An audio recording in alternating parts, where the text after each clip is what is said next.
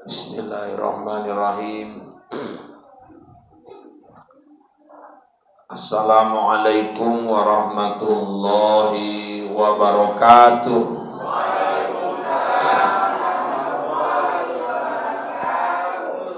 Alhamdulillahi rabbil alamin. Wa bihi nasta'in ala umuri dunya waddin. Wassalatu wassalamu ala asrafil anbiya'i wal mursalin Sayyidina wa maulana Muhammadin wa ala alihi wa ashabihi ajma'in. Amma ba'du, subhanaka la ilma lana illa ma 'allamtana innaka antal alimul hakim. Wala haula wala quwwata illa billahil aliyyil azim. Qala Allah Ta'ala fil Qur'anil Karim. A'udzu billahi minasy syaithanir rajim. Bismillahirrahmanirrahim. Duribat 'alaihimuz zillah aynama thuqifu illa bihablim minallah wa hablim minan nas. Sadaqallahul azim wa sadaqa rasuluhun nabiyul karim. Wa nahnu ala dzalika minasyahidin wasyakirin. Walhamdulillahi rabbil alamin. Yang terhormat Bapak Kepala Dusun 12 Desa Medan Kriu. Yang kami hormati pengurus BKM Musalla Baitul Jannah dan jajarannya. Kemudian yang kami hormati bapak-bapak, ibu-ibu, orang tua kami, adik-adik kami, pemuda-pemudi, remaja-remaji Islam dan anak-anak kami yang kami cintai. Walaupun kita sudah di penghujung Syawal, saya kira tidak ada salahnya kami menyampaikan ucapan taqabbalallahu minna wa minkum. Taqabbal ya karim minal aidin wal faizin. Mohon maaf lahir dan batin. Sebetulnya yang dicontohkan sahabat ketika hari raya tiba, kalimatnya yang pertama saya ucapkan tadi, taqabbalallahu minna wa minkum, taqabbal ya karim. Semoga Allah menerima amal-amal kami dan amal-amal kita semua. Terus ada sambungan minal aidin wal faizin. Ini lebih populer di Indonesia. Anak saya pernah umroh Ramadan sampai Idul Fitri. Di Mekah nggak terdengar orang mengucapkan minal aidin wal faizin. Di Indonesia ini yang paling marak kalimatnya. Di mana-mana menjelang Idul Fitri, spanduk-spanduk dari pejabat, tulisannya rata-rata begitu. Presiden Republik Indonesia Insinyur Haji Joko Widodo mengucapkan, selamat Hari Raya Idul Fitri, minal aidin wal faizin. Sambungannya tetap mohon maaf lahir dan batin. Gubernur Sumatera Utara Bapak Edi Rahmayadi mengucapkan selamat Hari Raya Idul Fitri minal aidin wal faizin, mohon maaf lahir dan batin. Sirup Kurnia mengucapkan selamat Hari Raya Idul Fitri minal aidin wal faizin, mohon maaf lahir dan batin. Saya belum pernah ada baca spanduk selamat Hari Raya Idul Fitri minal aidin wal faizin, selamat menikmati kacang tojin. Itu belum ada itu. Selalu sambungannya kalau sudah minal aidin wal faizin tetap mohon maaf lahir dan batin. Sehingga sebagian orang menganggap arti minal aidin wal faizin itu ya mohon maaf lahir dan batin gitu. Padahal jauh sekali itu maknanya. Bapak Ibu yang dirahmati Allah, ada beberapa peperangan yang pernah dijalani Nabi. Ada perang Badar, ini yang paling dahsyat. Ada perang Khandak, itu perang parit. Ada perang Uhud, nah itu Rasul sendiri pun hampir menjadi korban pada waktu itu. Sayyidina Hamzah paman Nabi tewas. Bapak-bapak, ibu-ibu, ini yang dahsyat, ini perang Badar. Kekuatan orang kafir 3 kali jauh lebih besar daripada kekuatan umat Islam. Ketika pertempuran terjadi di lapangan, di luar prediksi, kok tiba-tiba banyak pasukan berjubah putih datang membantu pasukan Rasulullah, yang waktu itu juga mereka nggak ngerti dari mana datangnya. Akhirnya belakangan baru diketahui, rupanya pasukan ini malaikat-malaikat Allah yang membantu pasukan Rasulullah, sehingga orang-orang kafir berhasil dipukul mundur, dan umat Islam menang. Itu di luar prediksi para pengamat. Akhirnya di hari terakhir, di hari kepulangan mereka ke Madinah, berita ini udah nyebar kemana-mana nih. Istri-istri mujahid Badar berdiri di pintu gerbang kota Madinah menyambut kepulangan sang suami. Ketika suaminya tiba, sang istri pun terharu menitikkan air mata, bahagia menyambut kepulangan sang suami. Sang suami pun berlari mengejar istri masing-masing. Gak ada yang ngejar istri tetangga. Dan akhirnya mereka waktu itu memeluk istri mereka sambil berbisik, minal aidin wal faizin. Kami baru kembali dari peperangan dan kami meraih kemenangan. Kenapa ketika kita baru selesai puasa Ramadan kita mengucapkan kalimat yang sama? Karena memang kita baru selesai perang. Perang yang kata Rasulullah lebih dahsyat lagi daripada perang Badar. Itulah perang menundukkan hawa nafsu kita masing-masing. Bu, kalau ibu buka warung makan, warung nasi, kelang 3 rumah orang buka lagi warung nasi, dia bukan musuh kita. Kenapa? Karena rezeki orang itu sudah diatur Allah masing-masing. Tapi kenapa kadang-kadang ketika warung kawan rame, dada kita sesak? Karena kita nggak bisa mengalahkan diri kita sendiri. Musuh kita itu ada dalam diri kita. Yang berat itu ibu-ibu menundukkan nafsu kita sendiri, mengalahkan diri sendiri. Dan banyak orang menyesal karena nggak bisa ngalahkan dirinya. Ada mak-mak marah sama anaknya, diambilnya gagang sapu, dilemparnya nggak kena, dikejarnya anaknya, ditangkap, pukul lagi betisnya, nangis anaknya, nyandar jadi di dinding rumah itu nangis, ditengokinya muka mamanya minta dikasihani dia. Terakhir maknya nengok, nyesal dalam hati, kok kupukul lah kau tadi nak. Belakangan banyak orang nyesal karena nggak bisa ngalahkan dirinya sendiri. Ada orang naik mobil, mobilnya tahun 92, mobil tua lah. Rupanya jalan di kota, disalip mobil CR-V tahun 2022. Rupanya waktu disalip, tersinggung dia, terkejut dia. Oh, lantam kali kau ya, mentang-mentang mobil kau mewah. Dikejarnya mobil tadi 92, ngejar 2022. Berasaplah mobil kawan tadi. Tapi karena tersinggung, dikejarnya. Padahal apalah gunanya? Kena enggak, cuman terkejut aja. Tapi karena nggak bisa ngalahkan diri sendiri, emosi, dikejarnya. Pas ada satu kesempatan, yang 2022 agak pelan. Disalipnya gantian, ngerim mendadak. Yang mobil baru tadi juga. Turun dia, dibantingnya pintu, ditendangnya ban mobil. Buka kaca kau! Ada apa Pak? Ada apa-apa? Ada apa-apa? Apa maksud kau tadi nyalip-nyalip di sana? Saya tadi ngelakkan becak, Pak. Ngelakkan becak, nggak ada otak kau. Mentang-mentang mobil kau mobil mewah. Ya saya nggak ada maksud gitu Pak. Lantam kali kau.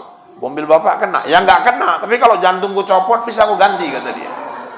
Pak gini aja Pak, kalau ada masalah yang bisa kita selesaikan baik-baik. Bapak jangan marah-marah, jangan marah-marah. Ini jantung berdegup nih gara-gara kau. Pak, nanti kita selesaikan saja, saya nggak punya waktu, ini ada kartu nama saya, nanti Bapak datang aja ke kantor saya. Mana kartu nama kau? Anggar kartu nama kau, 3.000 bisa aku cetak kartu nama. Lantam kali kau. Mana kau kerja? Tengoknya Kapolres Medan. Enggak Pak, kita selesaikan. Enggak ada masalah Pak. Enggak ada masalah. Misi Pak ya, langsung ditinggal ya. Banyak orang nyesal karena nggak bisa ngalahkan dirinya. Suami istri menjelang Ramadan bertengkar hebat, masya Allah, maki-makian, semua daftar nama-nama binatang keluar. Aku pun kadang heran kok bisa hafal orang tuh nama binatang. Rupanya waktu pernah kerja di kebun binatang suami istri. Kadang-kadang ada orang aneh-aneh, jengkel sama istri, anjing nggak ada salah, ngapain lah anjing dipanggil-panggil. Jengkel sama suami, babi nggak tahu apa-apa, babi dipanggil-panggil. Aku kadang-kadang kasihan nengok anjing sama babi, jadi sasaran. Rupanya emosi, bertengkar, jengkel, ditamparnya pipi istrinya, puak merah di sini, nangis istrinya, ya Allah bang, tega kali lah kau nampar aku. Emang udah gak mau lagi aku hidup sama kau kalau kayak gini caranya. 17 tahun kita kawin, 24 kali kau tampar ya. Kau apal kau, ku catet ya kau nampar. Udahlah bang, lapor aja lah kita ke pengadilan, selesai aja lah kita. Oh memang itulah yang kutunggu-tunggu, kata lakinya juga. Lapor ke pengadilan. Terakhir diproses. Dia pikir kalau lapor langsung cerai Pak. Hakim itu di pengadilan, supaya ibu tahu, kalau mereka memutuskan jatuh talak, cerai, itu hakimnya gagal. Hakim yang berhasil, kalau ada orang ngelapor, buat laporan, mau cerai, berhasil didamaikannya, nggak jadi cerai, nah itu hakim yang berhasil. Makanya orang kalau mau proses cerai, pasti lama di pengadilan itu. Diulur-ulur.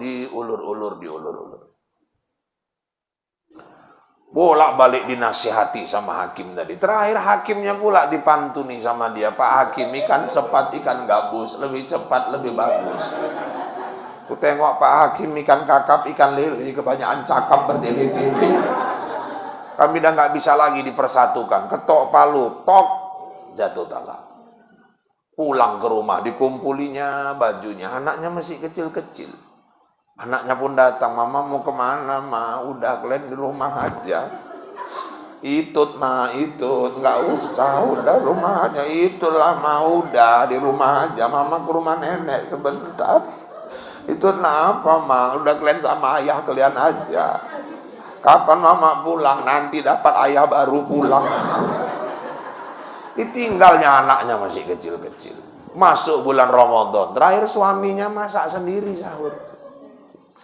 Lagi masak, rupanya anaknya yang nomor 2 nangis. Ayah, kakaknya, ya adik nangis ya, masuk ke kamar. Dah terakhir ya adik yang paling kecil beol pula lagi, alah nyeboi lagi, ya gosong, balik lagi ke dapur sayur. Tahu gini bagus, cerainya habis raya. Banyak orang nyesal, kenapa? Karena nggak bisa ngalahkan dirinya sendiri. Yang berat itu mengalahkan nafsu, Bapak Ibu. Makanya kita selama puasa Ramadan, alhamdulillah, kita sudah dididik menjadi orang-orang yang bisa menundukkan nafsu kita. Maaf Bu ya, bukan membunuh nafsu, tapi mengalahkan, menundukkan nafsu, mengendalikan nafsu. Nafsu itu nggak boleh dibunuh. Karena nafsu itu perangkat kelebihan yang Allah berikan kepada manusia. Itulah yang menjadi kelebihan kita daripada malaikat. Malaikat dia punya ruh. Malaikat dia punya akal. Tapi malaikat nggak punya jasad, nggak punya nafsu. Binatang jasadnya ada. Udah, nafsunya ada. Tapi dia nggak punya akal. Kita manusia komplit, apa yang nggak ada? Ruh kita ada, jasad kita ada, akal ada, nafsu ada. Makanya manusia kalau dengan akalnya bisa mengendalikan nafsunya, dia lebih mulia daripada malaikat. Tapi kalau nafsunya sudah menguasai akalnya, dia bisa lebih hina daripada binatang. Maka nggak usah heran ada ayah menghamili anak kandung sendiri. Ada kakek memperkosa cucu. Lebih hina daripada binatang. Ada orang sudah membunuh, itu jenazah dicincang-cincang lagi, dimutilasi. Itu kan perbuatan binatang. Kenapa? Karena akal sudah dikuasai oleh nafsu. Kita kemarin puasa Ramadan dididik betul-betul mengendalikan nafsu. Dan pengendalian nafsu dari orang puasa itu luar biasa. Contoh, coba saya mau tunjukkan betapa luar biasanya pengendalian diri orang puasa itu. Jam 6 sore, udah duduk kita di dekat meja makan. Persiapan berbuka. Mak-mak pun udah disiapkan di meja makan tuh semua. Mulai cendol, risol, ondol-ondol, longol-longol, rendang jengkol, jambu bol, dodol, semuanya udah disiapkan. Habis maghrib pun satu rumah tapi all-be-all. Udah, nunggu buka. Tahu-tahu azan di masjid. Atau mungkin serini dulu lah.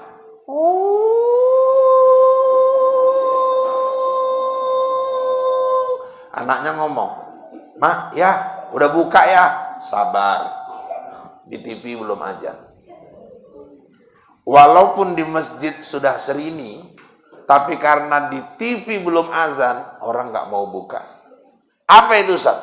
Pengendalian diri. Sabar dulu. Kadang-kadang ibu-ibu yang dirahmati Allah, TV udah azan, masjid belum pun nggak mau juga orang. Padahal di TV udah azan. TV udah azan ya, sabar, tunggu aja dulu masjid. Ya kalau TV-nya betul. Tanya masjid yang betul. Sabar orang menunggu. Apa itu, Ustaz? Pengendalian diri. Saya umroh 2016. Bapak Ibu, waktu itu kami umroh Ramadan. Saya kan waktu itu masih tinggal di Langkat. Sekarang kan sudah di Bombay. Apa? Sudah di Binjai ya, udah pindah. Rahul kan memang ke Bombay. Jadi bapak-bapak, ibu-ibu yang dirahmati Allah, waktu itu masih di Langkat di daerah Padang Berahrang. Ada jemaah saya orang Padang Cermin, Kecamatan Selesai. Kami itu di sana sama Medan, waktu berbukanya selisih 2 menit. Duluan Medan. Jadi biasa kalau nunggu azan TVRI, biasanya itu nunggu hayya 'alas shalah, baru kami buka. Umroh di Tanah Suci. Di Madinah, Mekah itu kan luar biasa, Pak. Itu tiap Sab. Allahu Akbar. Sebulan sudah ada orang yang memesan, siapapun yang duduk di Sab itu, dia yang nanggung buka puasanya. Begitu luas Masjidil Haram, tiap Sab udah ada orang yang nanggung berbukanya. Siap asar, 4:30, mendekati jam 5, ini yang duduk di depan, balik ke belakang, yang ini tetap hadap-hadapan. Sudah? Ini dibentangkan plastik panjang, so panjang Sab itu. Sudah, mulailah nanti diletakkan makanan-makanan tuh, kurma, roti, susu. Ada nanti yang kurma ditumbuk itu, kalau di sini seperti getuk dia, macam-macam lah makanan itu. Itu ibu-ibu dari jam 5 udah bersusun itu. Buka puasanya jam 7, 2 jam masih nengoki makanan aja. Memang kata Rasul, sunnah sebelum berbuka memandang-mandang makanan tuh. Tapi kalau sampai 2 jam, gue rasa entah sunnah pun entah makruh ujungnya. Terakhir jemaah mah ajab juga, nahan kan nengok nih Ustaz. Udah ambil Quran, baca Quran. Jangan nengok ke situ aja. Terakhir baca Quran nunggu. Jadi ibu-ibu yang dirahmati Allah, masuklah jam 7, azan.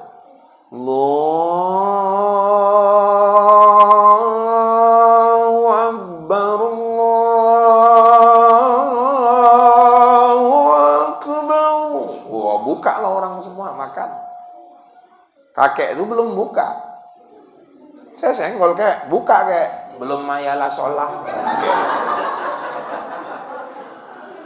Kayak ini Madinah, bukan Padang Cermen. Pokoknya nunggu ayalah sholah, kapok lah Ustaz, batal. Aku pula dibilangnya batal. Ini Madinah kayak, ini bukan kampung kita, udah buka. Enggak Ustaz, dari dulu mamaku ngajarkan, kalau buka tuh nunggu ayalah sholah. Udah Ustaz, buka-bukalah, aku nunggu ayalah sholah. Rasa Ustaz batal itu, kata dia gitu. Ya saya terakhir pakai prinsip lah, yang waras ngalah lah ya kan. Daripada begaduh awak sama awak itu gara-gara itu. Tapi apa pelajaran yang diambil? Hebatnya pengendalian diri orang puasa itu. Walaupun orang makan semua, bertahan kakek itu nggak mau makan. Kalau seandainya keluar dari Ramadan, kita bawa pendidikan ini, kita mampu mengendalikan diri, yang bukan hak jangan diambil. Yang bukan muhrim jangan disentuh. Yang bukan punya kita, jangan ada keinginan untuk memiliki. Apa enggak betul-betul puasa mengantarkan kita jadi orang takwa? Dan wajarlah kalau kita faizi, kita menang. Menang apa Ustaz? Karena kita sudah mengalahkan diri kita sendiri. Itu esensi puasa. Maka akhirnya yang muncul dari puasa itu apa? Meningkatnya kesabaran. Karena pengendalian diri tadi. Ya, jujur aja lah bulan Ramadan nih, kesabaran kita kan banyak diuji. Namanya orang puasa ini kan lapar, cuaca panas, haus. Kalau lapar udahlah, kalau haus ini gampang kali tensi orang naik. Apalagi ibu-ibu kurang tidur belakangan, bangun duluan. Yang ikut-ikut tadarus tuh apa nggak tidur belakangan? Jam 3 udah bangun, sendirian di belakang. Di gondol cepet nggak ada yang tahu. Suami sama anak asik membentuk pulau-pulau di bantal-bantal. Ibu masak sendirian, udah selesai, susun di meja makan, banguni suami, banguni anak-anak, diuji lagi sabar ibu. Ibu udah capek, orang ini tinggal bangun aja pun payah. Betul nggak Bu? Iya, orang aku pun gitu juga. Jadi bapak-bapak, ibu-ibu yang dirahmati Allah, tidak bangun, duduk, ditinggal, bisa balik tewas lagi kawan. Tapi ibu-ibu tuh sabar, ayo bang, sahur, nanti setelah imsak. Makanya ibu-ibu kalau saya boleh katakan Ramadan, pahala ibu-ibu tuh lebih besar. Loh, betul. Coba, kata Nabi, di sahur tuh ada berkah. Lah kalau di sahur saja ada berkah, bagaimana pula yang menyiapkan makan sahur? Makanya puasa tuh makin ke ujung dia makin dekat imsak, makin berkah lagi. Tapi jangan dekat kali. Nanti dipegang hadis nih 5 menit lagi imsak baru dibanguninya lakinya. Bang, bangun, tinggal 5 menit. Ya gila kok nih yang bangun tinggal 5 menit, suami perokok. Enggak bingung tuh, nanti ngerokok, nggak makan. Nanti makan, nggak ngerokok. Di antara dua pilihan. Kadang ada orang lebih bagus nggak makan daripada nggak ngerokok. Ada juga yang lebih bagus nggak ngerokok daripada nggak makan. Ada juga yang pintar ya harus dapat dua-dua lah. Satu suap tarik rokok, suap tarik rokok. Dipaksa kali sama waktu. Terakhir buru-buru apinya masuk ke muncung waktu. Ibu-ibu memang betul-betul diuji, pahala ibu lebih besar. Makanya jujur aja lah, kami ini bulan Ramadan kalau nggak ada ibu-ibu, gawat, hancur, betul.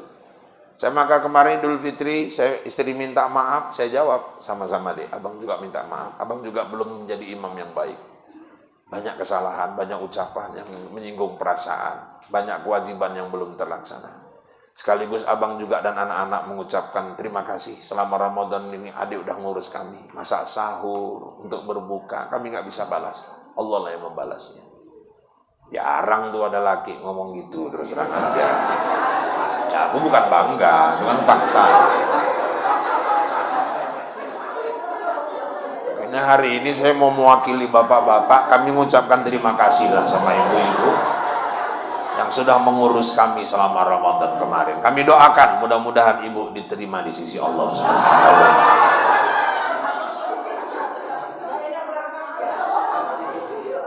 Udah selesai sahur, pergi ibu ke musola, sholat, pulang, piring-piring kotor di rumah ibu yang ngadepi juga. Nyuci, bilas, jemuri, nyapu, ngepel, gosok, nggak habis-habis kerjaan mak-mak. 3:30, 4 udah masak lagi untuk berbuka. Di suami pulang.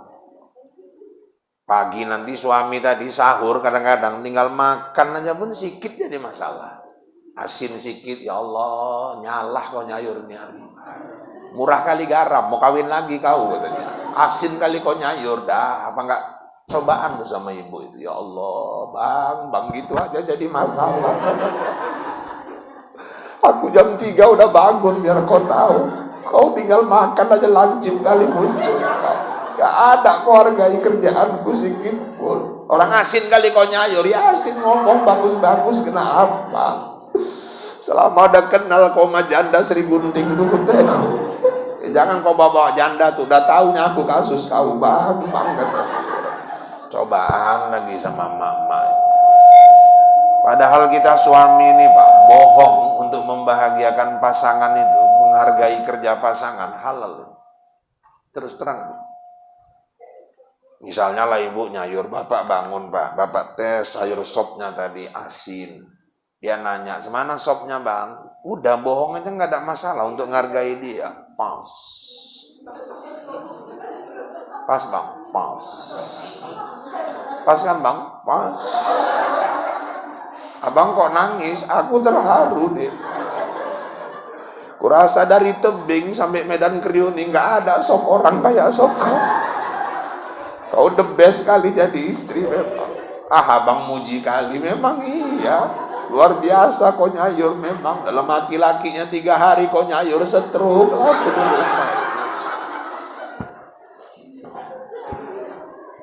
Ujian tuh ada, ya dah sore nanti suaminya pulang kerja, nanya ngapain dek, bikin bukaan bang, apa bukaannya ri, biasalah kolak pisang, hancur hidup, naik lagi emosi, apa maksud kau hancur? Kau jangan cari masalah lagi kau ya, tadi pagi sop jadi masalah, ini kolak pisang lagi, hancur apa, muncung kau hancur kata dia, 23 hari puasa, tiap hari kolak pisang aja kau. Lama-lama kayak kampret lagi ujian lagi ya. Orang memang pisang yang nggak beli. Aku kalau ada duitnya masak Kentucky pun bisa. Kau cari masalah aja. Tapi nanti anak ngingatkan, mak puasa mak, puasa. Udah menggelegak emosi, panas dengar puasa, bisa reda lagi marahnya. Hebat puasa ini. Dengar kata puasa saja, orang yang mau ngamuk bisa nggak jadi ngamuk. Jadi kalau betul-betul orang melaksanakan puasa itu, selesai puasa, sabarnya meningkat. Pengendalian dirinya hebat. Itulah yang la'allakum tattaqun. Itulah yang puasa mengantarkan kita jadi orang takwa. Coba, puasa kemarin mendidik kita apa lagi? Menjadi orang ikhlas. Karena satu-satunya ibadah yang paling jauh dari ria, puasa. Sholat, gampang orang kena ria. Selama ini nggak pernah sholat, datang mertuanya, nginap seminggu di rumah, seminggu nggak tinggal sholatnya. Mertua pulang, menceng, nggak sholat lagi. Kenapa? Motivasinya bukan lillahi ta'ala, lil mertua. Anak lajang di masjid, pas mau sholat taraweh, imamnya nggak datang. Orang pun bingung tunjuk-tunjukan. Nggak ada yang berani, anak muda tadi, dek, maju dek, jadi imam. Tengok ada calon mertua di belakang. Oh, pantang nolak lah, orang ada calon mertua. Itulah gampang ria tadi. Sampai depan gayanya pun lain. Luruskan saf. Rapatkan barisan. Handphone matikan. Dalam hati calon mertuanya pun lepuk kan sekalian. Gampang orang kena ria. Zakat juga gampang ria orang. Berapa zakat tahun ini Pak Amil? Kata Pak gua 30.000 Pak. Tengok ada tetangga. Ini Pak, cepet. Balik 70 ya Pak. Udah kosong. Untuk orang miskin sekali-sekali nggak ada masalah. Kenapa? Ada jiran di sebelah. Gampang orang kena ria. Haji lagi paling gampang kena ria. Yang ngantar orang sekampung. Bolak-balik marhaban dilepas. Nanti kalau Deli Serdang ke Lubuk Pakam, yang ngelepas bupati. Di depan Poredes, naik mobil pariwisata. Sepanjang jalan orang dada-dada. Waktu pun perasaan saat ini. Sampai nanti di asrama haji disambut. Begitulah seterusnya. Kalau nggak jaga hati, yang datang ria. Ujub bangga sama diri sendiri. Kalau puasa, nggak ada yang bisa diriakan. Apa yang mau dipamerkan dari puasa? Nggak ada. Orang yang tahu kita puasa itu cuma kita sama Allah. Pak Kadus bikin acara buka puasa bersama, warga diundang 100 orang, yang datang 75, lemas semua. Rupanya yang puasa cuma 20 orang. Gak ada yang tahu cuma dia dengan Allah. Puasa itu maka disebut sirriyah, ibadah rahasia. Yang tahu cuma dia sama Tuhannya. Orang mau pura-pura puasa, gak ada yang tahu. Sholat bisa pamer bacaan, sholat pamer gerakan, zakat pamer jumlah uang, haji, wah pulang bisa pamer penampilan. Kalau puasa apa yang mau dipamerkan? Kata Nabi, bau mulut orang yang berpuasa lebih harum dari minyak kasturi. Pamerkan itu. Gigi kepajak, asal jumpa orang, kasihkan ngomong. Ya apa maksudnya, Wak? Kasturi, lepukkan orang, apa kasturi? Orang itu sholatnya mantap, kenapa? Bacaannya fasih, gerakannya tumakninah. Zakatnya mantap, kenapa? 30 dibayarnya cepet. Hajinya mantap, kenapa? Pulang haji makin rajin ke masjid, berjubah terus, makin dermawan. Bisa ditengok. Kalau puasa apa mau ditengok? Bawa tuh puasanya mantap, dari mana kau tahu? Bibir kering. Anggar bibir kering, asam lambung bibir kering. Orang sariawan pun bibirnya kering. Puasanya mantap, kenapa? Sampai melayang-melayang jalannya. Bencong pun melayang-melayang juga. Yang tahu kita puasa itu cuman kita dengan Allah. Akhirnya puasa mendidik kita menjadi orang-orang yang ikhlas. Beribadah semata-mata tujuan akhir hanya Allah. Ilahi anta maksudi wa ridhoka matlubi. Yang kita cari pandangan Allah. Sendirian di rumah, makanan ada, nggak kita sentuh. Kenapa? Memang anak suami nggak lihat, tapi kita yakin Allah lihat. Di mobil, haus luar biasa, ada mineral di mobil. Kenapa nggak kita sentuh? Kita tahu Allah lihat. Bawa ini keluar Ramadan. Yang kita cari cuman pandangan Allah. Yang kita cari cuman pujian Allah. Sholat tarawih, sholat tahajud malam, orang nggak perlu tahu. Cukup kita dengan Allah. Kalau perlu, ajak suami. Kita berdua. Cukup ibadah itu menjadi rahasia kita berdua dengan Allah Subhanahu wa Ta'ala. Kadang-kadang baru sekali tahajud, satu wiritan dikasih tahu semua. Semurat, kumat. Nggak ada yang dengar orang. Diulanginya. Semurat, kumat. Kenapa, Pak? Semurat, kumat. Loh kok bisa kumat, Pak? Di malam kena air.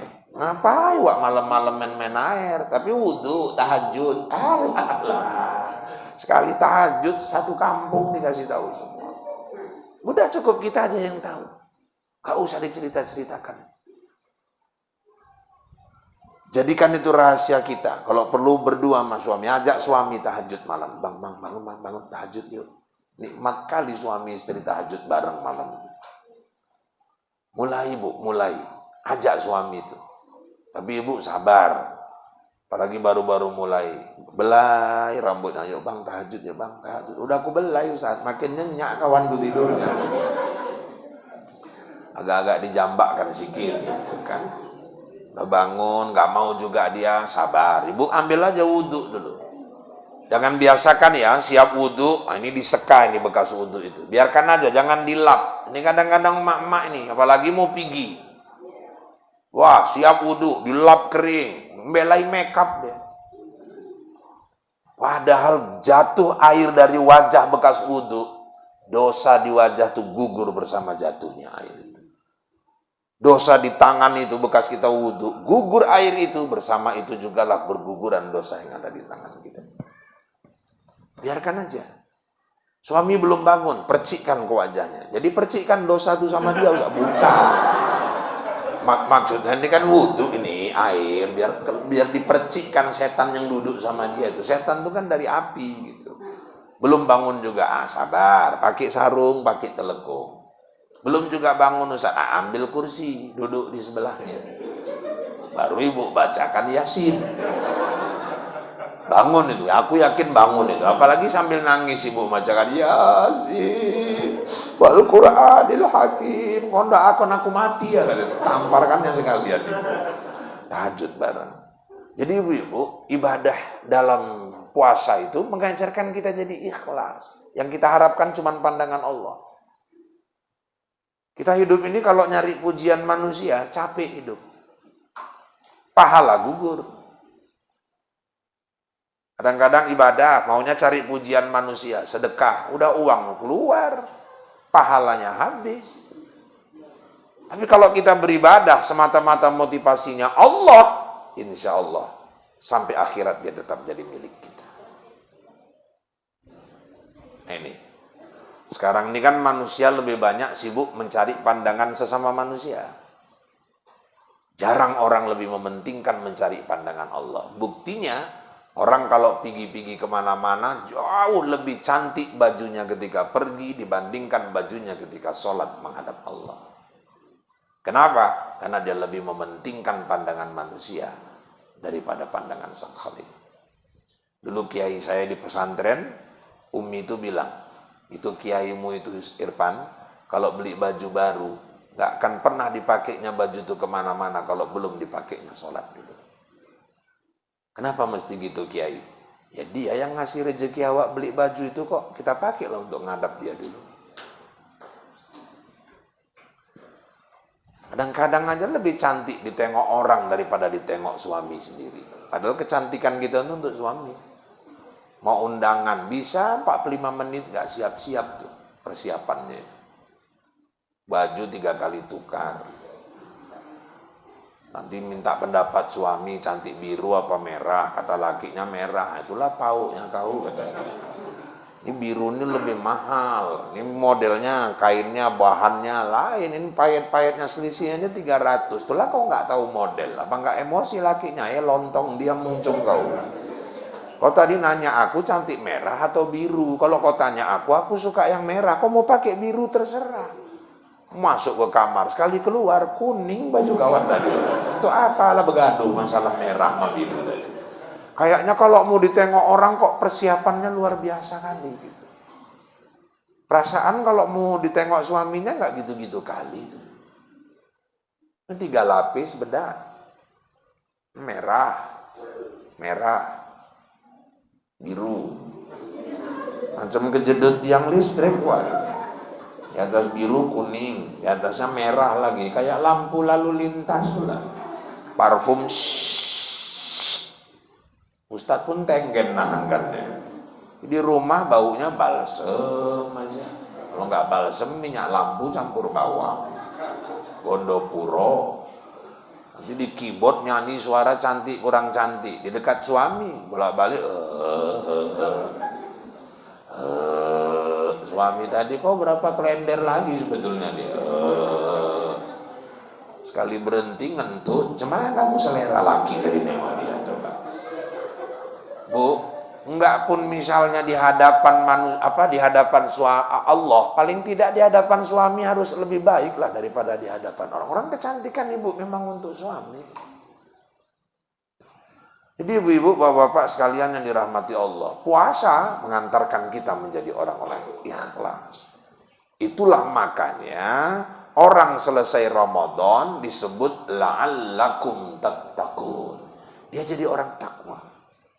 Kenapa takwa? Karena sifat-sifat orang-orang takwa itu muncul daripada hasil pendidikan puasanya. Pengendalian diri, sabar, ikhlas. Kemudian apa? Peduli kepada sesama. Coba selama puasa kita praktek langsung, merasakan perut yang kosong, kerongkongan yang kering. Itulah yang dirasakan saudara-saudara kita fakir miskin. Kita nggak cuma teori, kita praktek langsung. Oh, kayak ginilah perut yang kosong itu.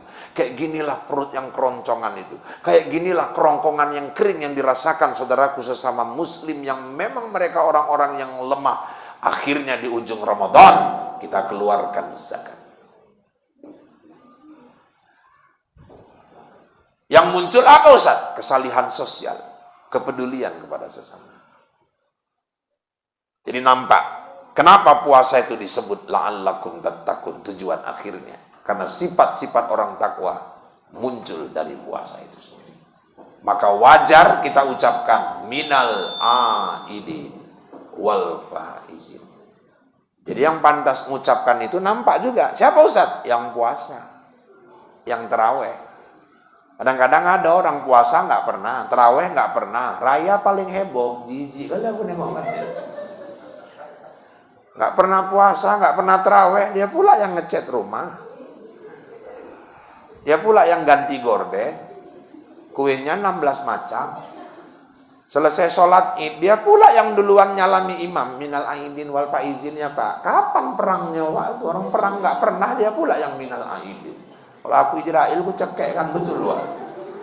Jadi bapak-bapak, ibu-ibu yang dirahmati Allah, memang kadang-kadang gitu Ustaz. Ada juga orang puasa nggak, raya paling heboh. Itu macam mana Ustaz? Mereka berlebaran. Beda lebaran sama Idul Fitri. Kalau kita ini, kita kan nggak mau cuman sekedar lebaran, kita mau Idul Fitri. Lebaran itu Ustaz, nah itulah yang ngecat rumah, itu lebaran. Gorden, itu lebaran. Baju baru, itu lebaran. Jalan-jalan ke Perapat, jalan-jalan ke Bukit Lawang, nyamakan wajah sama famili-famili di sana. Itu lebaran. Kalau yang disebut Idul Fitri Ustaz, bita'atin tajid. Sesudah Ramadan, ketaatannya meningkat terus. Lebaran tradisi. Idul Fitri itu target kita selesai Ramadan. Dah, 1 poin selesai. Saya nggak lama-lama ini, pokoknya 2 poin aja udah cukup.